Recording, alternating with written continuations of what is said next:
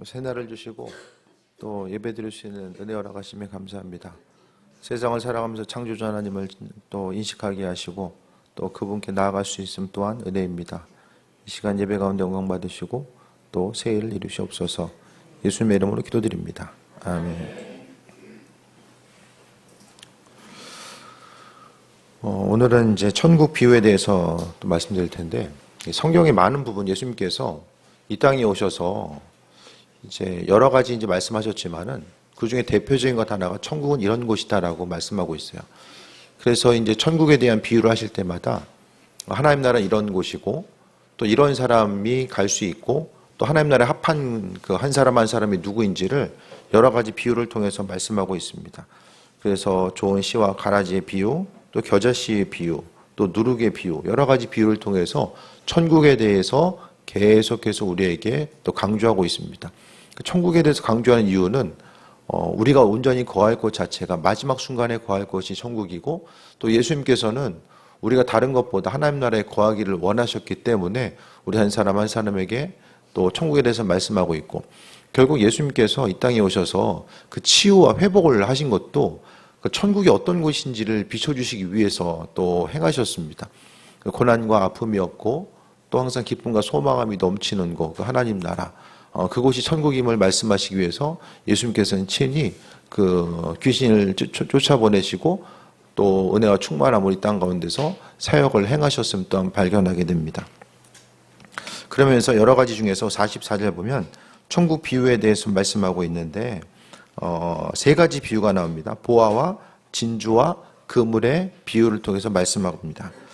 44절에 보면 천국은 마치 밭에 감추인 보화와 같으니 사람이 이를 발견하고 숨겨두고 기뻐가며 돌아가서 자기의 소유를 다 팔아 그 밭을 사느니라 라고 말씀합니다. 이 당시에 가장 안전한 은행은 어디입니까? 밭이야 밭. 땅 파고 묻어놓는 게 가장 안전합니다. 이 당시에 보면은 이스라엘 가운데 그 로마 화폐, 로마의 이제 그 동전 자체가 이제 통용이 되었거든요. 그래서 로마의 동전이 이제 있게 되면 동전 자체가 뭐 썩지 않으니까 땅 속에 묻어두기가 아주 좋습니다. 그런데 문제는 묻어두고 나서 보통 묻어두면 누구한테 안 가르쳐 주잖아요. 그렇죠? 몰래 묻어야 되니까 아무도 안 볼 때 가서 묻어 놓습니다. 자식한테 알려주면 와서 달라고 할까봐 이제 얘기를 안 해줘요. 그리고 갑자기 죽거나 전쟁터에 나가서 못 돌아오거나, 이 당시에 보면은 평균 연령 자체가 이제 그 평균 수명이 한 40대 이제 끝나게 되거든요. 많은 부분. 그러니까 얘기를 안 하고 죽게 됩니다. 그러면 아무도 모르는 거예요. 그러다가 이제 오늘 본문에 나와 있는 것처럼 이 한 사람이 뭐 일하는 이제 지나가던 사람이지 아니면은 또 품삯을 받고 밭을 경작하는 사람인지는 잘 모르겠지만은 어쨌든 간에 갑자기 이제 뭐 일을 하다가 어쨌든 밭에서 보화를 발견하게 됩니다. 그러니까 이런 내용 자체가요, 우리는 되게 뜬금없잖아요. 뭐 밭에서 무슨 보화를 발견해. 그런데 이 당시에 예수님 당시의 사람들은 자연스럽게 얼마든지 일어날 수 있는 일들로서 또 인식을 했다라는 거예요.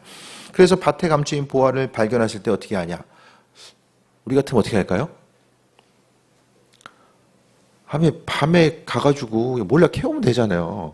굳이 뭐 있는 거 팔아가지고 뭐 이렇게 어떻게 하시겠어요? 있는 거 팔아가지고 밭을 사야 돼요? 아니면 있는 거 그냥 보화만 딱 가지고 그냥 뛰면 돼요? 둘 중에 하나. 다들 이렇게 성경에 양심적인 사람들이었나 봐요. 그래서 오늘 본문에 나와 있는 사람은 우리 생각처럼 그것만 싹 해서 도망가지 않고 그래도 합법적으로 이 보물을 취하기 위해서 어떻게 합니까? 밭을 사는 거예요. 근데 약간 도덕성은 결여돼 있어. 주인한테 얘기를 안 하잖아요. 발견했다고. 그냥 나만 가서 밭을 가져오면 돼. 근데 참 이게 사람의 이제 욕심도 있겠지만 오늘 그 욕심이냐 아니냐, 이게 지금 오늘 본문의 중심이 아니라 천국이 얼마나 그 귀하고 중요한 것인가. 그러면서 이제 돌아가서 자기의 소유 있는 거 없는 거 다 이제 모아서 팔아가지고 밭을 산다. 그러니까 천국의 개념은요, 그냥 우리에게 주어지는 것이 아니라 그 천국에 있어서 이 보화를 얻기 위한 노력이 있는 것처럼 우리도 하나님 나라 천국을 소유하기 위한 우리에게 있어서의 그 핵심적인 노력들, 또 밭을 산다라는 건 뭘 이야기하냐면 내가 가지고 있는 모든 소유보다 그 밭의 보물이 더 값지고 귀하다라는 것을 알고 있기 때문에 그것에 대해서 인식하고 그 밭을 사는 과정들을 이야기하는 거죠. 이 당시에 보면요, 점점 더 이제 교회 가운데서 이 설교 자체가 없어진 게 뭐냐면 이 천국과 지옥에 대한 설교 자체가 많이 없어져요. 세상에서의 이제 삶이 이제 다들 좀 많은 부분 편안하고 그냥 먹고 살만하니까 굳이 뭐 천국에 대해서 소망을 안 갖는 거죠. 그러니까 이전 세대는 뭘 먹어야 되냐, 무엇을 입어야 되냐 이런 것에 대해서 걱정하던 세대 가운데서는 더욱더 천국에 대한 현실의 삶이 어려울수록 하나님 나라에 대한 소망감을 갖게 되는데 눈에 보이는 현실이 편안할수록 뭐 하나님 나라에 대해서 별로 인식하며 살아가지 않는다라는 거예요. 천국과 지옥에 대한 설교 자체가 뭔가 좀 시대에 뒤떨어지는 것 같고 당장 죽는 거 아니니까 나와는 별로 상관없는 것으로 이제 여겨지는 이런 부분들이 나오고요. 또 어떤 헌신에 관한 몸을 움직이든 재정적인 헌신이든 간에 그 헌신에 관한 부분에 대한 설교 자체가 점점 더 교회 가운데 이제 사라지게 되는 거죠. 근데 우리가 잊지 말아야 될 것은요. 신앙생활하면서 우리가 무엇보다도 이 세상에서의 복도 있겠지만은 결국 영원한 삶에 있어서 인생의 종착점 자체는 여기가 아니라 천국입니다. 하나님 나라.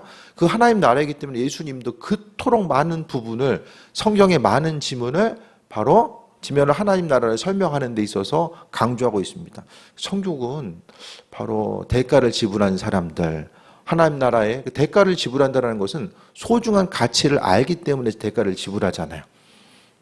돈을 주고 뭘 사는 것도 그래도 그 물건 자체가 내가 들인 돈만큼의 값어치는 있기 때문에 물건을 사게 되는 거고 또 다른 사람들을 누구를 향해서 헌신하고 흘려보내는 것도 다 그 사람에게 소중한 가치를 두기 때문에 흘려보내는 거잖아요. 그렇기 때문에 우리가 천국에 대해서 이야기하는 것은 천국은 밭에 감추인 보화 같다. 그러니까 밭에 감추어져 있어요. 이게 뭘 이야기합니까? 잘 눈에 안 보인다라는 거예요. 소중한 가치가 있는데 그냥 지나가서는 그 천국에 대한 가치가 얼마나 소중한지를 모릅니다. 이 세상 살아감에 있어서 하나님 나라에 대한 소중한 가치보다 당장 오늘 하루를 살아가고 또 있어야 될 것들, 필요한 것들을 소유하는 것이 훨씬 더 값어치 있게 느껴지고 여겨지는 거잖아요. 멀리 있는 하나님 나라보다 내가 지금 경험할 수 있고 만질 수 있는 것을 더 귀하게 여기는 시대. 하지만 하나님 나라는요, 분명히 보물로서 존재하고 있고 감추어져 있지만 우리가 분명히 그것을 발견하기 위해서 마음의 중심을 두어야 된다는 것을 분명히 강조하고 있습니다. 또 한 가지는 뭐죠? 45절에 천국은 마치 좋은 진주를 구하는 장사 같으니 극히 값진 진주 하나를 발견하며 가서 자기의 소유를 다 팔아 그 진주를 사느니라. 또 비슷한 비유의 내용이죠. 보물을 얻기 위해서, 진주를 얻기 위해서 어떻게 합니까? 자신의 소유를 다 파는 것. 그러니까 하나님 나라에 대한 우리의 인식 자체가 어떻습니까? 여기 계신 분들 중에서 천국 가도 되고 안 가도 되고, 네? 뭐 믿음이 없는 이들에게 있어서는 뭐 이렇게 잘 머리에 그려지지도 않고 그냥 죽으면 끝나는 거 아니야? 천국이 있을 가능성이 어떻게 되죠? 확률로 보면? 그냥 신앙을 떠나서 우리가 천국과 지옥이 있을 가능성을 확률로 보면 어떻게 되죠? 반반이야, 반반. 반반이라니까요? 있을 수도 있고 없을 수도 있어요. 우리 신앙인의 눈에는 반드시 있는데 어떤 믿지 않는 시각에서 봤을 때 이거 반반 아니에요? 있을 수도 있고 없을 수도 있는 거? 근데 천국과 지옥에 대해서 인류에 있어서 수많은 사람들, 어떤 기독교 신앙을 갖고 있거나 또 타종교에 있어서도 뭐 신앙에 있어서 어떤 천국과 지옥의 개념도 있잖아요. 불교는 지옥 가면 몇 년? 3,000년. 3,000년 버티면 이제 나올 수 있어요. 근데 우리는 못 나와. 가면 끝이야. 위에서 아래로도 못 내려가고 아래에서 위로도 못 움직여요. 3,000년만 버티면 되는 거예요. 근데 우리는 그게 아니에요. 그러니까 우리가 생각한 것보다 훨씬 더 많은 사람들, 배우고 못 배우고 이걸 떠나서 정말로 많은 이들이 천국과 지옥이 존재한다는 사실에 대해서 거기에 확률을 두고 살아가요. 믿지 않는 사람들보다 지금 신앙인의 비율이 훨씬 더 많이 있다는 거예요. 그러니까 종교인의 비율을 통해서 보게 되면, 그리고 기독교 신앙을 통해서 삶을 살아갔던 이들, 그러니까 수많은 이들이 그러니까 결국 그러니까 확률을 통해서 아까 말씀드렸던 것처럼 반반이면 어떻게 해야 됩니까? 그러니까 반반인데 만약에 죽어서 천국이 있으면 천국과 지옥이 없으면은 그냥 없고 그냥 조용히 눈 감으면 되는데 있어. 그럼 어떻게 되죠? 지옥에서 영원히 끌어야 돼요. 그럼 대비를 해야 되잖아요. 그럼 있는 쪽에 대비를 해야 돼요? 없는 쪽에 대비를 해야 돼요? 세상에서는 열심히 보험 들고 대비는 다 하고 있잖아요. 아플지 안 아플지 모르지만은 그래도 보험은 들고 봐. 근데 하나님 나라에 대해서는 우리가 그렇게 중요하게 여기지 않는다라는 거예요. 이 반반의 확률이 있는데 이걸 대비 않고 인생을 살아가다 그냥 어떻게 되겠지라고 죽는 것이 이 얼마나 우리 인생 가운데 이게 무책임한 행동인가. 뭐 잠시 이야기가 좀 다른 데로 빠졌지만은 확률은 반반입니다. 제가 보기에는 반반이 아니라고 증명할 수 있는 사람 없어요. 증명이 불가능합니다. 있을 수도 있고 없을 수도 있다. 우리는 그렇게 논리적으로 접근할 수밖에 없다는 거예요. 근데 중요한 것은 하나님 나라는 우리의 인생 가운데 가장 인식하고 그 삶에 있어서의 순간순간이 얼마나 빠르게 지나갑니까? 벌써 다음 주면 2월이잖아요. 이 빠르게 지나가는 시간 가운데서 우리의 종착점 자체는 하나님 나라라는 사실을 분명히 기억해야 되고, 천국은 아무에게나 주어지는 것이 아니라 하나님 나라에 대한 소망감과 기대감을 가지고 그것에 대해서 의미를 두고 가치를 부여한 사람들에게 하나님께서 허락하시는 것이 바로 천국임을 말씀하고 있습니다. 제가 천국과 지옥에 대해서 이제 여러 가지 책도 있고 간증글도 많이 있잖아요. 근데 성경은요, 그 천국과 지옥에 대해서 그렇게 많은 부분을 우리에게 하려고 있지는 않아요. 그냥 준비해라. 그러니까 왜 천국과 지옥에 대해서 막 이런 부분이고 천국에서의 생활은 이렇고 자세하게 설명을 안 해주는 이유가 뭘까? 나중에 주님한테 물어보시면 좋을 것 같아요. 좀 세밀하게 말씀하셨으면 목회하기도 조금 더 수월할 것 같은데 그렇게까지 많은 부분 세밀하게는 뭐 말씀을 안 하고 있거든요. 근데 우리가 말씀을 통해서 볼 수 있는 것은 이 세상에서의 삶이 중요하고요. 여기서 주님과의 교제함만 있으면 천국은 자연스럽게 옮겨갈 수 있는 거. 그러니까 우리는 이 땅에서 예수님과의 친밀한 교제함이 있고 이 땅에서 천국을 누리고 죽은 이후에는 몸은 여기서 썩지만 영혼은 하나님 나라로 들어가게 되는 거죠. 그 천국과 지옥에 대한 여러 가지 이제 그 간증글들도 많이 있잖아요. 그 중에서 제가 그동안 몇 번 말씀드렸던 것처럼 그 가장 중요한 핵심적인 데이터는 자료는 신뢰 자료는 이제 성경이에요. 특히 이제 성경에 보면 요한계시록이라든지 또 다니엘 에스겔서를 통해서도 이제 천국에 대해서 또 이미지를 우리에게 또 보여주고 있는데요.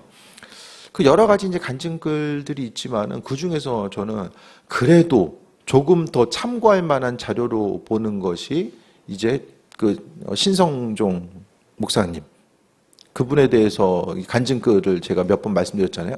그분이 한국 교회의 그 대표적인 신학자입니다. 신학자이고 그분이 이제 충현교회를 담임했거든요. 충현교회가 그 김영삼 대통령이 출석했던 교회가 충현교회거든요. 그 장로교 총신 쪽에 이제 대표적인 교회고, 그러니까 가장 대한민국에서 큰 핵심 교단이 총신이거든요. 교회 수도 가장 많이 있고, 총신 교단 가운데서 이제 그분이 신약을 전공을 했어요. 그래서 해외에서 공부하고 와서 그 총신대학교의 신약 교수로서 우리나라 이제 대표적인 신약 학자로서의 이름을 날렸고요.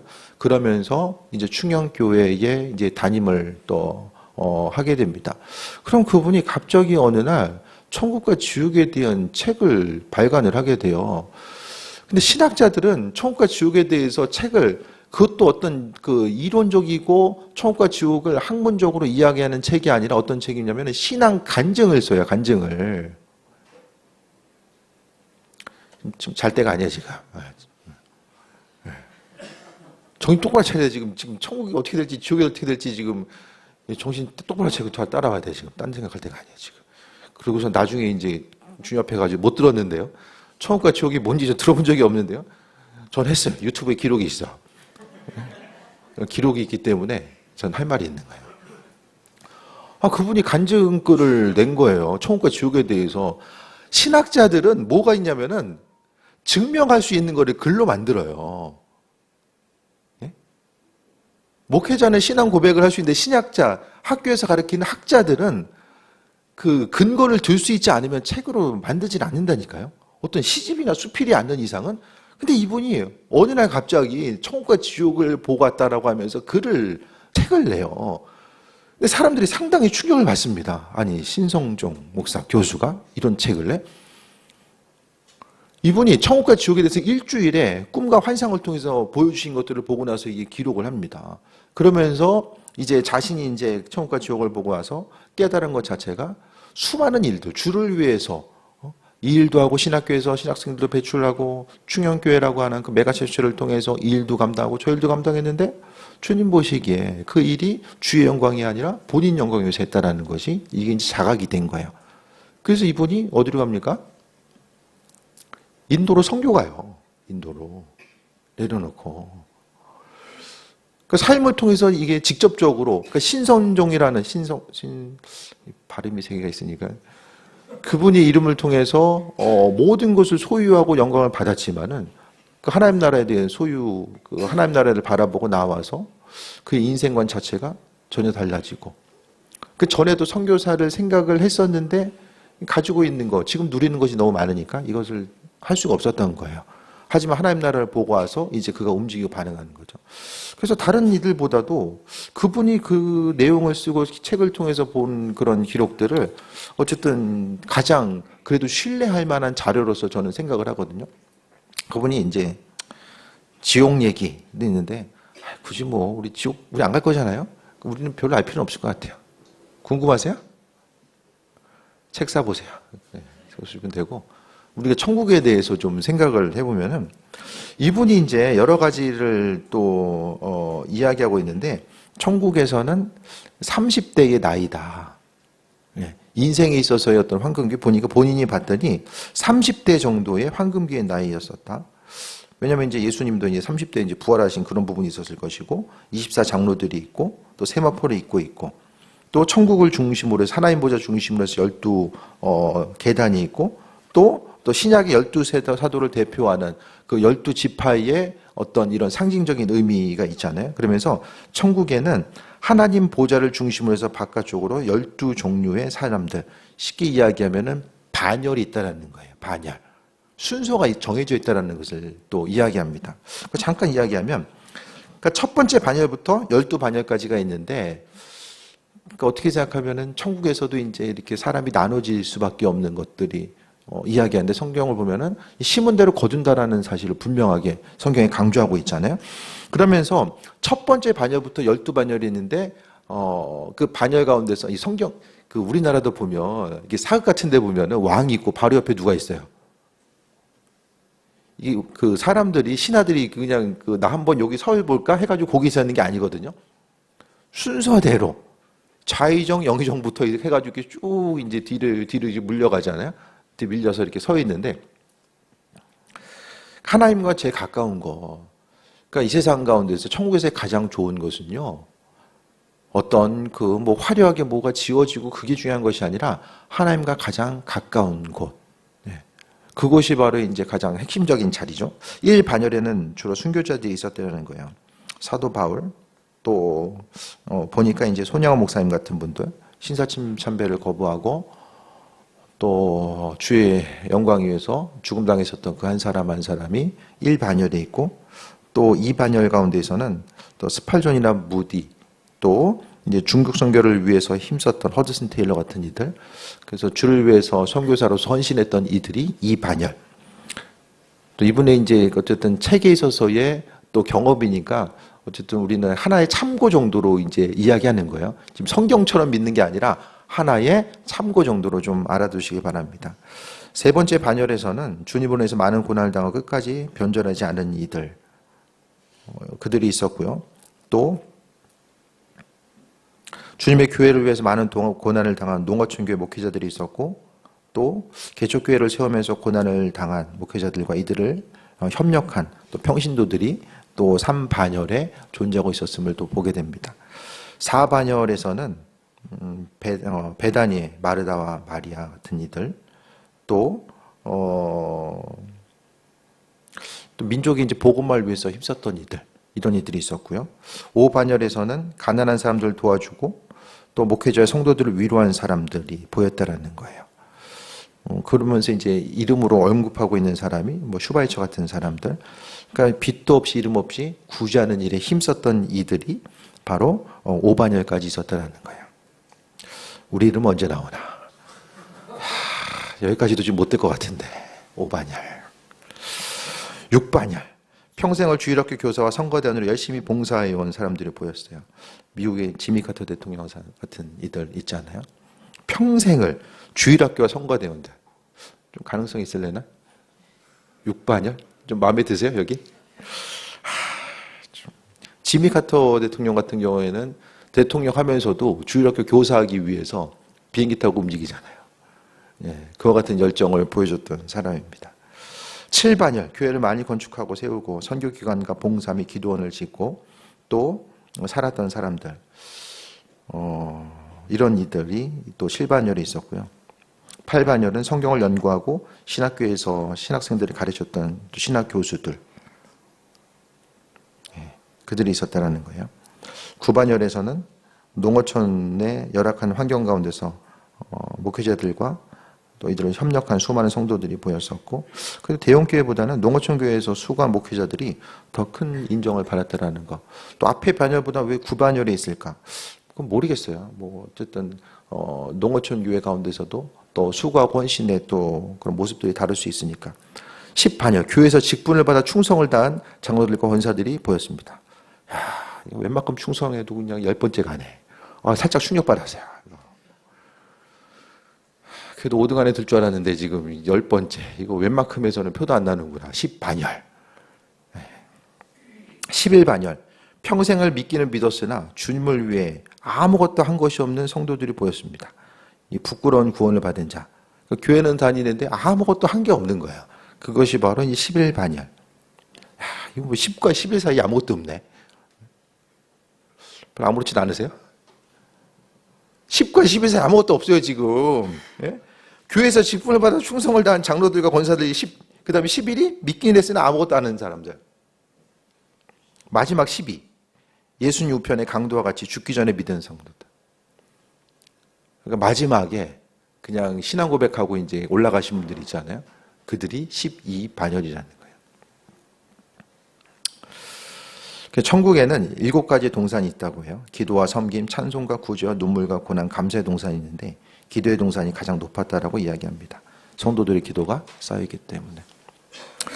어쨌든 우리가 하나님의 은혜로 구원받는 게 이제 맞지 않아요? 또 우리가 하나님 나라, 우리가 막연하게, 내가 그래도 이 정도 헌신했으니까 천국에서 하나님께서 또 온전함을 함께 하시겠지? 내 자리는 그래도 다들 생각하기에 그래도 3등 안에 들지 않았을까? 아주 그냥 여유 있게 그 생각들을 다 마음속으로 하고 계셨을 거예요. 10반열. 요것도 우리가 이게 쉽지 않다. 이게 잘못 정신줄 놓으면 이게 11로 미끄러진다. 이게 10과 11은 좀 차이가 많이 있지 않을까 생각을 해보게 되고요. 하나의 좀 참고 정도로 또, 그러니까 보게 되면 천국도 보게 되면 이제 하나의 천국 있지만은 이제 그 천국의 여러 면이 분명히 있을 거예요. 코끼리도 만지게 되면 장님이 만지면 뭐 동서남북 이렇게 다 좀 다를 수도 있잖아요. 그러니까 하나님 나라를 입체로 보면 좀 단편적으로 어떤 전부 다 이렇게 설명할 수는 없잖아요, 사람이. 근데 어쨌든 우리가 하나의 좀 참고할 수 있는 부분은 되지 않을까 해서 좀 말씀드린 거고요. 그리고 오늘 본문 가운데 주를 위해 선신한 사람, 그래도 복음 전파의 일꾼으로 삶을 살아가는 것을 하나님께서 귀하게 여기신다.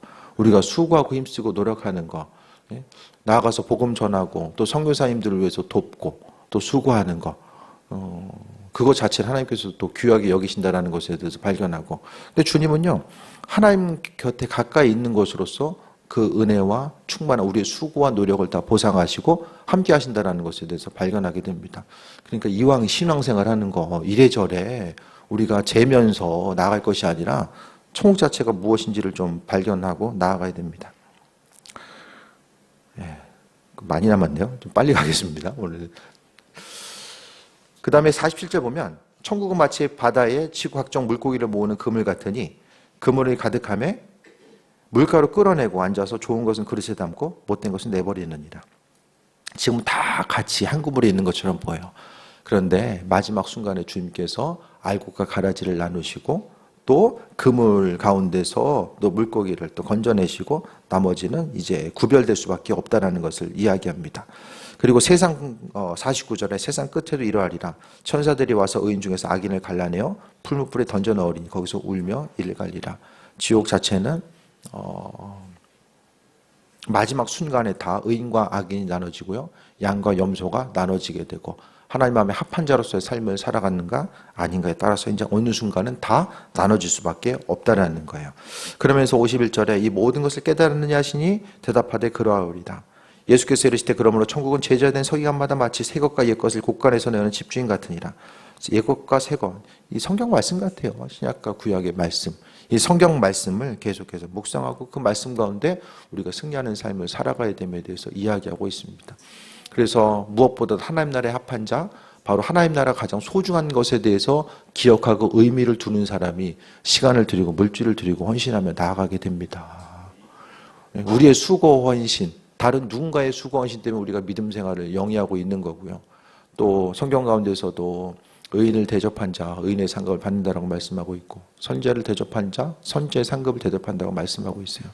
우리가 교회를 지키고 유지하기 위해서 힘쓰고 노력하는 거, 그냥 우리끼리만 즐겁게 있는 것이 아니라 더 큰 일을 감당하기 위해서 우리가 또 수고하고 힘쓰는 거죠. 그래서 이 시대 가운데서 뭐 선교지를 향하고 또 복음 전파하고 행하는 것 자체가 얼마나 의미 있는 것인가, 주님 보시기에 얼마나 가치 있는 것인가 다시 한번 돌아보시고 우리의 신앙의 행동이 습관적으로 반복되는 것이 아니라 무엇을 하든지 간에 하나님 나라를 바라보고 그분 나라의 합한 자로서의 온전한 삶을 살아가는 것.